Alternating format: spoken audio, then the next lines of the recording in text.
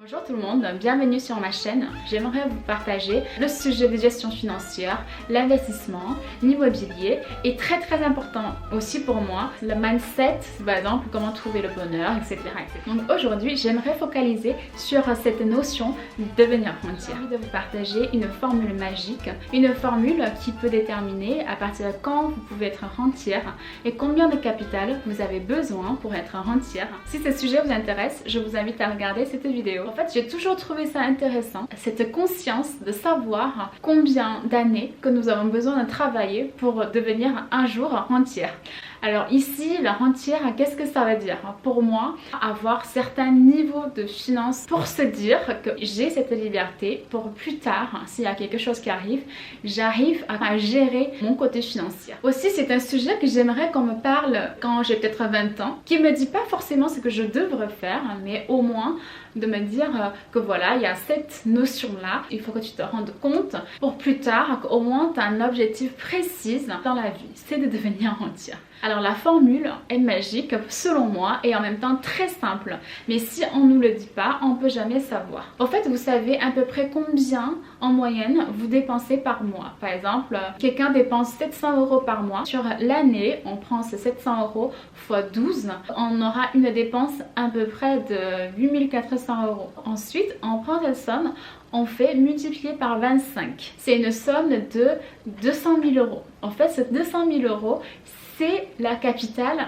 qu'on a besoin pour quelqu'un qui a une dépense mensuelle de 700 €. Donc je vais vous expliquer de plus près. Imaginons que on a un capital à la base de 200 000 € et avoir une rentabilité annuelle de 4%. Ce capital fois 4%, donc ça fait une rentabilité annuelle de 8 000 € et qui fait à peu près 700 € par mois. Donc ça c'est la formule de base.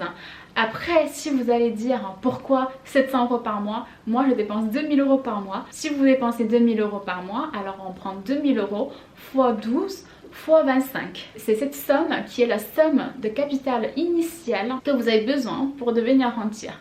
Et après vous allez me dire pourquoi 4%? C'est parce que 4%, si on apprend l'investissement, c'est un pourcentage qui n'est pas trop difficile à en avoir. Aujourd'hui, le livret A est à peu près 0,5%. Mon PEL que j'avais fait il y a peut-être 6, 7, 8 ans, c'était à 2,5%. Donc pour vous dire qu'aujourd'hui, de mettre des sous sur la banque, forcément ça rapporte pas grand chose.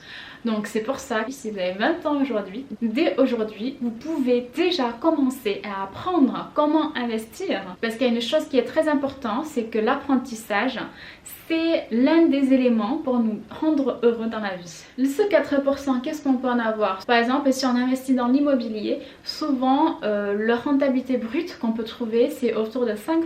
Si c'est un emplacement qui est correct, brut de 5%, ça veut dire en net, il faut enlever au moins 2%, ça veut dire 3%. Si on cherche, on fait des efforts, on peut arriver à plus, bien sûr, plus de 4%.